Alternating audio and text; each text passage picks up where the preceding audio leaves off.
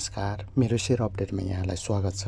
Share सम्बन्धी video बनाउने क्रममा आज सेयर मार्केट भनेको के हो, यसमा कसरी प्रवेश गर्ने, यसको बारेमा तपाईलाई म स्टेप बाई स्टेप जानकारी दिनेछु। त्योभन्दा अगाडि तपाईँ मेरो च्यानलमा नयाँ हुनुहुन्छ भने मेरो च्यानललाई सब्सक्राइब गरेर नजिकैको बेल बटनलाई पनि थिच्नुहोस् ताकि मैले बनाउने आगामी नयाँ सेयर सम्बन्धी भिडियो यहाँलाई सजिलैसँग प्राप्त हुन सक्नेछ। साथै तपाईसँग भएको जिज्ञासा कुनै सेयर बारेमा कुनै नबुझ्नु भएको कुराहरू छन् भने तपाईँ कमेन्ट बक्समा गएर कमेन्ट गरिदिनु होला र त्यसको माथि पनि खोज अनुसन्धान गरेर नयाँ भिडियो तपाईहरुलाई म बनाउने नै छु। साथै मेरो सेयर अपडेट फेसबुक पेज पनि रहेको छ र मेरो share update Facebook like page पनि रहेको छ। त्यसमा गएर पनि तपाईँ जोइन हुन सक्नुहुनेछ ताकि तपाईहरुले सेयर सम्बन्धी नयाँ अपडेटहरू तपाईहरुले पाइराख्नुहुनेछ। अब सुरुवात गरौँ भिडियोलाई। सेयर मार्केट भनेको चाहिँ यो एउटा यस्तो मार्केट हो जहाँ चाहिँ अनलाइनमा बसेर पनि हामीले अहिलेको समयमा हामीले आफूले राम्रो प्रफिटहरू कमाउन सक्छौं।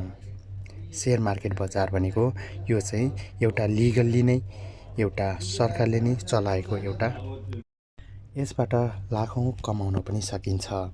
यसलाई हामीले राम्रोसँग चाहिँ अध्ययन गरेर कुन कम्पनी राम्रो छ, कुन कम्पनीको सेयर खरिद गर्दाखेरि उत्तम हुन्छ, त्यसको बारेमा राम्रोसँग एउटा जानकारी लिएर हामी सेयर मार्केटमा प्रवेश गर्यौं भने राम्रोसँग आय आम्दानी पनि गर्न सक्छौं र जसको लागि कुनै पनि समयको निर्धारण पनि हुँदैन, कुनै पनि क्राइटेरियाको निर्धारण पनि हुँदैन। यसरी अब सेयर मार्केटमा कसरी प्रवेश गर्ने भन्ने बारेमा तपाईहरुलाई म महत्त्वपूर्ण जानकारी दिँदैछु स्टेप बाई स्टेप।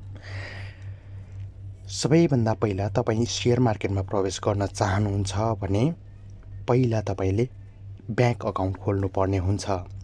तपाईको नजिकै कुनै बैंकहरुको शाखा, राष्ट्रिय वाणिज्य बैंक, नबिल बैंक, कृषि विकास बैंक, लक्ष्मी बैंक, अब यावत यी बैंकहरुका आफ्ना शाखाहरू रहेका हुन्छन्।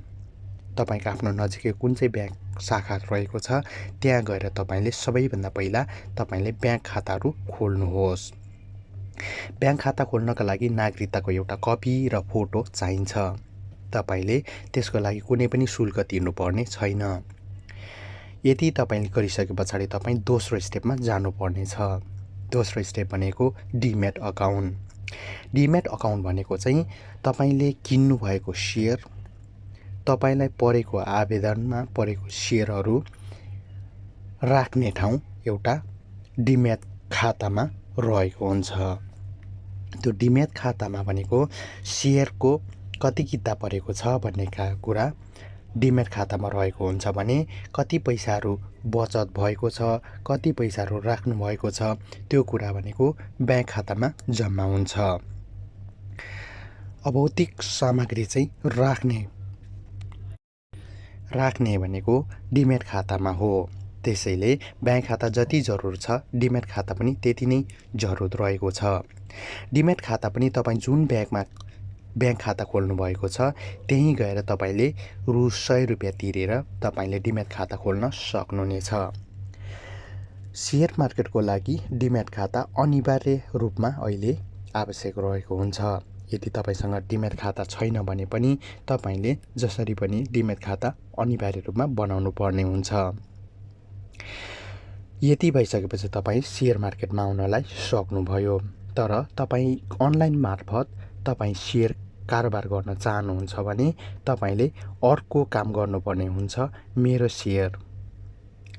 मेरो सेयरको लगइन पासवर्ड भनेको तपाईले एउटा फर्म बैंकले प्रदान गर्छ।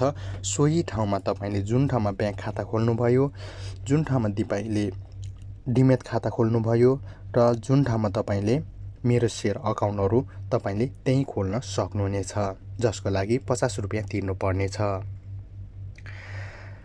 यति तिरिसकेपछि तपाईले बैंकले तपाई लगइन पासवर्ड दिन्छ, आईडी र मेरो सेयरको आईडी र पासवर्ड भइसकेपछि तपाईले जुनसुकै समयमा आफूलाई स्पाइक पर्ने ठाउँमा अथवा तपाईले आफ्नै उसमा मोबाइलबाट तपाईले जुनसुकै कम्पनीका आवेदनहरू दिनुपर्ने आईपीओ, एफपीओ, म्युचुअल फन्डहरूको डिबेन्चरहरूको आवेदन दिन सक्नुहुनेछ। यति भइसके पछाडि तर एउटा क्राइटेरिया रहेको छ। तपाईँले हरेक साल डिमेट खाता र मेरो सेयरको चाहिँ तपाईँले वार्षिक रूपमा रिन्यू गर्नुपर्नेछ। रिन्यू गर्दाखेरि डिमेट खाताको लागि 100 रुपियाँ र मेरो सेयरको लागि 50 रुपियाँ आवश्यक पर्छ। साथै त्यही ब्याङ्कमा नि तपाईँले सियासबा पनि भर्न सक्नुहुनेछ, जसको लागि चाहिँ सिआरएन नम्बर हुन्छ। सिआरएन नम्बर त्यही ब्याङ्कले नै दिएको हुन्छ। तपाईँले जुन ब्याङ्कमा ब्याङ्क खाता खोल्नुभयो र डिमेट खाता खोल्नुभयो र मेरो सेयरको खाता खोल्नुभयो, त्यही नै तपाईँले सिआरएन नम्बर पनि एउटा फर्म फिलअप गर्नुपर्ने हुन्छ। त्यो फिलअप गरिसके पछाडि तपाईँले पाउन सक्नुहुनेछ। त्यति भइसके पछाडि तपाईँले तपाईँको सेयर बजारको मार्केट सुरुवात हुन्छ। यो भनेको पहिलो बजारमा सेयर मार्केटमा तपाईँ प्रवेश गर्दै हुनुहुन्छ। पहिलो बजार भनेको IPO, FPO, right share, mutual fund, डिभेन्चरहरू खरिद गर्नका लागि तपाईँले सक्नुहुनेछ। तपाईँले अब बाँकी अगाडि जानुपर्ने विषयहरू र अब त्यो किनेको चाहिँ सेयरहरू कसरी बिक्री गर्ने भन्ने बारेमा तपाईँहरूलाई म अर्को भिडियोमा तपाईँलाई जानकारी दिनेछु। त्योभन्दा अगाडि तपाईँले मेरो च्यानलमा नयाँ हुनुहुन्छ, तपाईँ जानकारी भर्खरै नयाँ आउँदै हुनुहुन्छ भने मेरो सेयरलाई तपाईँले सब्सक्राइब गरेर नजिकैको बेल बटनलाई पनि थिच्नुहोस्, ताकि मैले बनाउने आगामी नयाँ सेयर सम्बन्धी भिडियो यस्तै जानकारी महत्त्वपूर्ण तपाईँलाई म लिएर आउने नै छु। धन्यवाद।